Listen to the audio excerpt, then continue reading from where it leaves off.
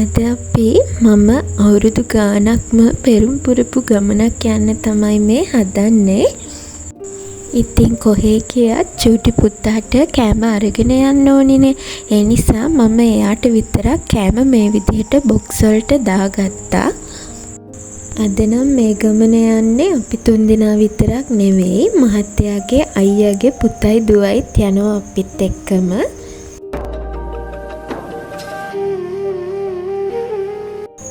ඉතින් බයික් එකේ තමයි යන්න වෙන්නේ. මොකද හැමදේම හරියනකල් කියලා හිටියොත් මෙහෙමවත් අපි ආසතෙන් දැක බලා ගන්න යන්න වෙන්නේත් නැහනේ.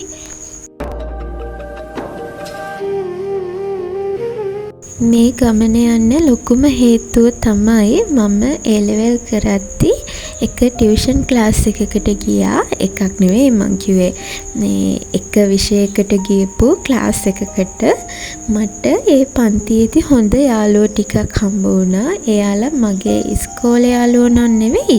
ඒ වුණාට එයාලා මගේ ගොඩාක් හොඳ යාළුවෝ වුණා. එයාලා ගොඩාක් දුර ළමයි. ඉතින් ඒ ලෙවල් ඉවර වෙලා එයාලා කතා වුණා මෙන්න මේ සෙම්බුවත්ත බලන්න යන්න. හැබැයි මගේ ෆෝන් එක කැඩිලා එයාලගේ නම්බර් පවා මගේ ළඟ නැති වුණා. අදටත් මට එයාලා ඔක්කොම හොඳටම මතකයි. හැබැයි එයාලට මාව මතකද දන්නේ නැහැ. මොකද එයාලට ආයෙ කතා කරන්න මට කවදාවත් හම්බ වුණේ නැහැ. කොහොම වුණත් අවුරුදු ගානකට පස්සේ තමයි අද ඒ ගමන මට යන්න හම්බ වුණේ මගේ මහත්තයයි පුතයි එක්ක.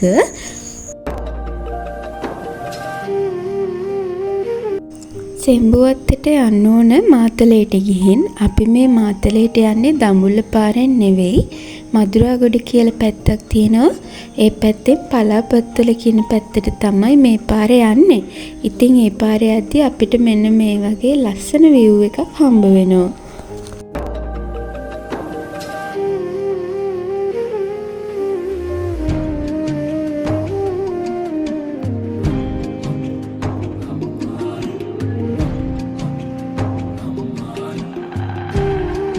බයික් එකේ යද්දී වීඩියෝ කරන්නේ මම හරි පරිස්සමෙන්. දැන් ඉතින් චූටි පුතාට නම් හොඳටම නිින්ද ගිහිල්ලා තියෙන්නේ. මේ වෙලාවේ නම් මගේ අතත් හොඳටම හිරිවැටලා තියෙන්නේ. මොකද චූටි පුතා බයික් එකට නැග්ග වෙලාවේ ඉඳලම නිදිනේ.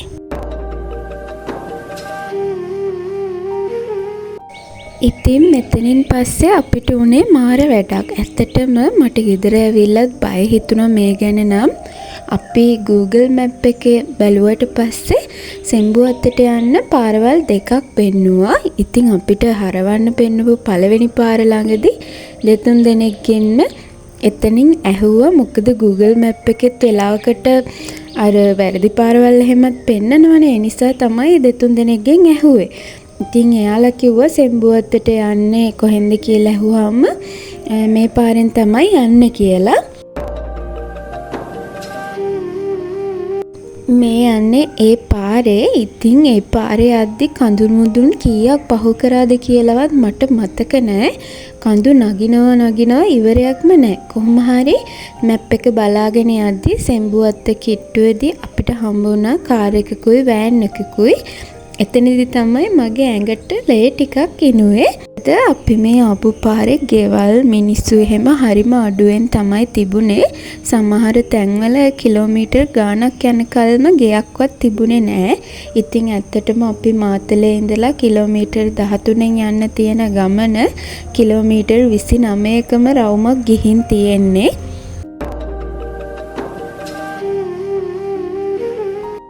අපි මේ ආපු පාරේ view එක ලස්සන වුණාට හදිසියේ බයික් එකේ හරි වාහනයක හරි පැච් එකක්වත් ගියොත් එහෙම ඇත්තටම කර කියා ගන්න දෙයක් නැති වෙනවා. ඒකයි මං කිව්වේ ගෙදර ඇවිල්ලත් බය හිතුණා කියලා මෙහෙම පාරවල් නොදැන ගිහිල්ලා.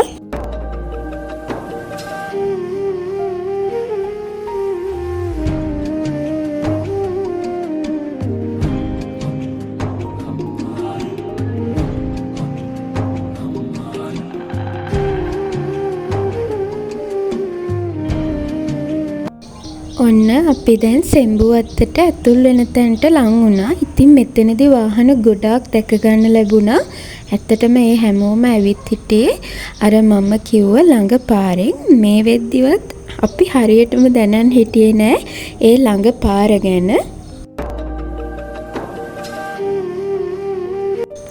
අපි දැන් ආවේ මෙතනින් ටිකට් ගන්න. එක්කෙනෙක්ට රුපියල් 300ක් වගේ උනේ.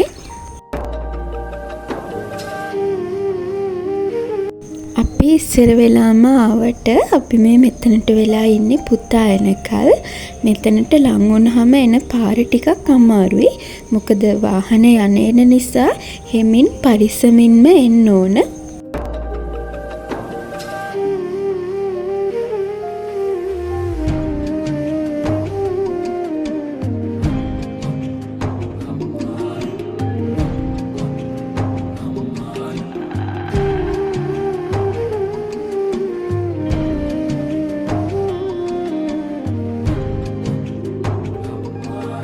ඔන්න මෙතනට ආවට පස්සේ මහන්සියේ කොහෙන් ගියාද දන්නේ නෑ. මොකද දිව්‍ය ලෝකයක් වගේ මාරුම ලස්සනයි. හිතන්නකෝ කඳු මුදුනක තියෙන ලස්සන වැවක්. ඉතින් පුදුම තරම් ලස්සනයි මෙතන.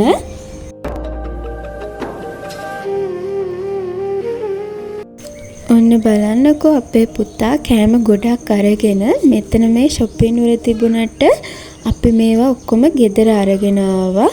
එහෙ කුණු දාන්නත් තැන් තිබුණා. ඒ වුණාට අපි ඒවා ගෙදර අරගෙනම ආවේ. ඉතින් මහන්සියත් වැඩි අපි ඔක්කොමලා බඩගින්න හිටපු නිසා මුලින්ම කරේ මේ ලස්සන වැව ඉස්සරහා ඉඳගෙන කෑම කෑව එක.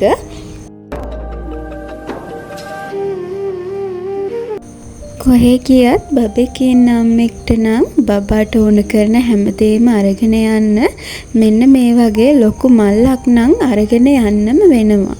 මෙතන ඉතින් පෙන්ඩෝල් සිරප් එකේ ඉඳන් හැමදේම තියෙනවා. මට මගේ චූටි පුතා හම්බ වෙන්න ඉන්න කාලේ මාස 4-5ක් විතර යනකල් හරිම අමාරු කාලයක් තිබුණේ. කන්න බෑ. කන හැම එකම වමනේ යනවා. සමහර දවස්වල නැගිටින්නත් බෑ. බත් එකවත් උයන්න බෑ අඩුම ගානේ. මොකද බත් එක ඉදෙන සුවඳටත් මට වමන යනවා. ඉතින් මං ඒ කාලේ හිටියේ මහත්තයාගේ ගමේනේ. එතකොට මේ අයියලාගේ පුතත් අපිත් එක්ක එහෙ හිටියේ. ගොඩාක් වෙලාවට එයා උයනවා පුංචි ඉන්න කියලා. ඉතින් මට ඒක කවදාවත් අමතක වෙන්නේ නැහැ. මොකද පිරිමි ළමෙක් වුණත් එයා මට ඒ කාලේ ගොඩාක් උදව් කරලා තියෙනවා. අපේ පුතා කාලයක් කාටවත් යන්නේ නැති කාලයක් තිබුණානේ. ඉතින් ඒ පුතා අතට විතරක් යනවා ඒ කාලේ. හරියට ඒක එයාට දැනිලා වගේ. මම චූටි පුතාටත් කවලා අපි ඔක්කොමත් කාලා ඉවර වෙලා දැන් යන්නේ මේ සුරංගනා ලෝකේ ලස්සන බලන්න.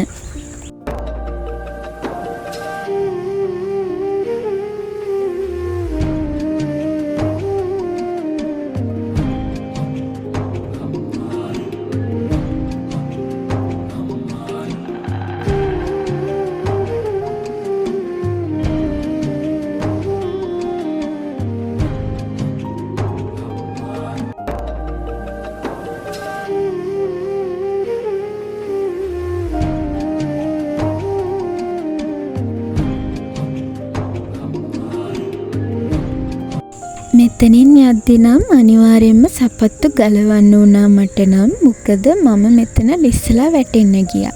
ඒ නිසා මේ පාර ඉවර වෙනකල්ම මම සපත්තු ගලවගෙන තමයි හිටියේ.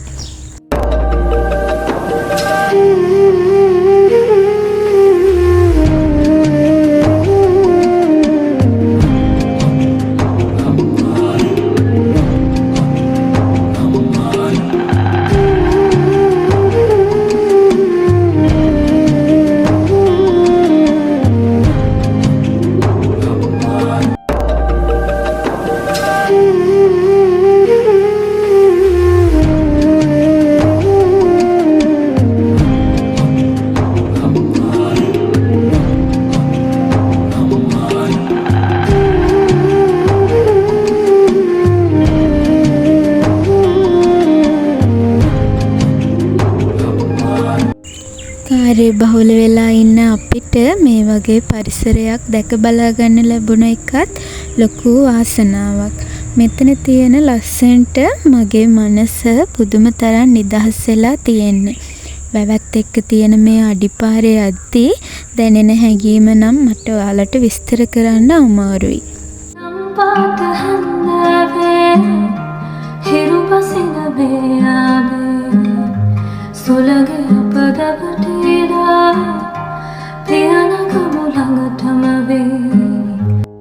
මේ වැව වටේම ඇවිදින්න තියෙන පාරවල් ලස්සනට එක එක මල් වර්ග හදලා ලස්සනටම හදලා තියෙන්නේ.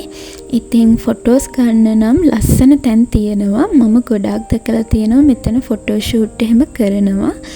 උදේට මෙතන view එක තවත් ලස්සනයිලු. ඉතින් කැමති අයට එහෙම නැවතිලා ඒ අත්දැකීම විඳ ගන්නත් පුළුවන්. තව මෙතන බෝට්ටු පදින්න වගේම එක එක අත්දැකීම් ගන්නත් පුළුවන්.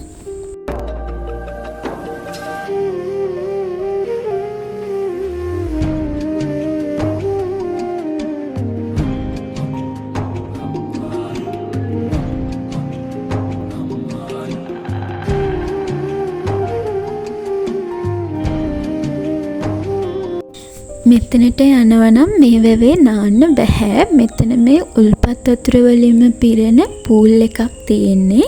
ඒකෙන් තමයි අපිට නාන්න පුළුවන්. අපි නම් ඇඳුම් අරගෙන ගියාට අපිට නාන්න උනේ නැහැ. මොකද ඒ වතුර ඒ තරම්ම සීතලයි.